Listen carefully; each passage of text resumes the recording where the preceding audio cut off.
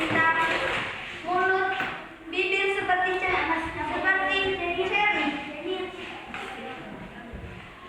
Sang pematang pun kaget karena cahaya bulan tumbuh sangat cepat. Tidak pernahnya seorang bayi secepat ini tumbuh. Keesokan harinya, banyak warga di depan rumahnya. Mereka bertanya, "Hai si pematang bambu, siapakah anak itu yang ada di dalam rumahmu?" Sang pematang bambu pun berkata, "Itu cahaya bulan. Aku menemuinya di hutan dan aku merawatnya." Malam itu juga ia berkata kepada istrinya, "Hai istriku, aku takut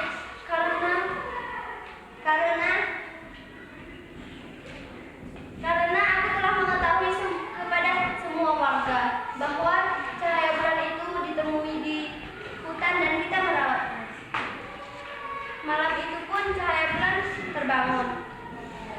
Cahaya bulan pun menunggu di jendela. Dia pun berkata, "Oh Tuhan, bagaimanakah nasibku nanti?" Ayahnya pun tak datang dengan tiba-tiba. "Hai nak, kenapa engkau merengek?" Ayahnya pun berkata lagi, "Apakah kamu ingin menikah?" Kata ayahnya. Anaknya pun berkata, "Oh ayah, aku tidak bisa hidup tanpa dirimu." Ayahnya pun berkata,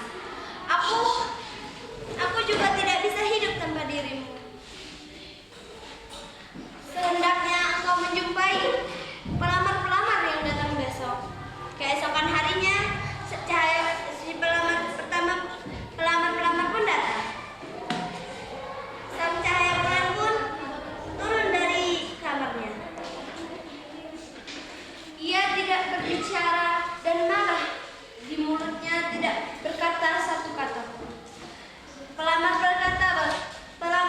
pertama berkata, "Hai gadisku cantik, apakah kau ingin bulan redup? Akan kuambilkan."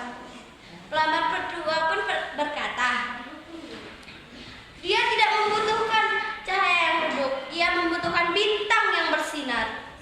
Pelamar ketiga pun berkata, "Dia tidak membutuhkan kedua-dua itu, ia membutuhkan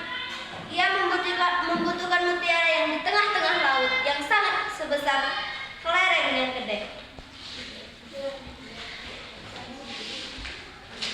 Kemudian itu cahaya bulan pun berkata, "Aku tidak memerlukan itu semua. Yang kuperlukan hanya apa yang ku bilang." Cahaya bulan pun berkata, "Pelamar pertama mengambil jubah api di Gunung Kutub Utara. Pelamar kedua disuruh mengambil cambung yang paling kecil terbuat dari batu yang dibuat oleh Sugisi India. Pelamar ketiga pun disuruh mengambil seranting beremas, batang akarnya terbuat dari perak, batangnya terbuat dari emas, buahnya menghasilkan mutiara. Pelamar keempat pun disuruh untuk mengambil cangkang yang ada di tubuh burung layang-layang. Pelamar kelima pun disuruh untuk mengambil mutiara 7 warna di kepala naga. Setelah itu cahaya bulan pun masuk ke kamarnya. Cahaya bulan pun berkata, pelamar pun berbincang-bincang, Bagaimana ini? Terus mereka pun pergi. Sudah berbulan-bulan mereka tidak ada kabarnya. Sang pematang bambu sangat khawatir. Setelah itu ada kabar dari pelamar pertama. Pelamar pertama bukannya untuk mengambil jubah api, malah ia dikejar raksasa. Setelah berbulan-bulan kemudian lagi, ada kabar pelamar kelima bahwa ia tidak bisa mengambil cangkang karena burung layang-layang itu mematok-matoknya. Sudah dua minggu setelahnya, pelamar kedua, ketiga, keempat tidak bisa juga karena pelamar keempat takut karena kegelapan.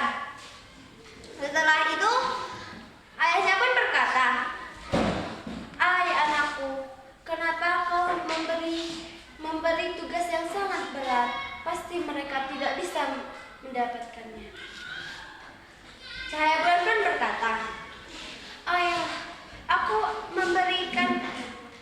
memberikan tugas yang berat ini karena aku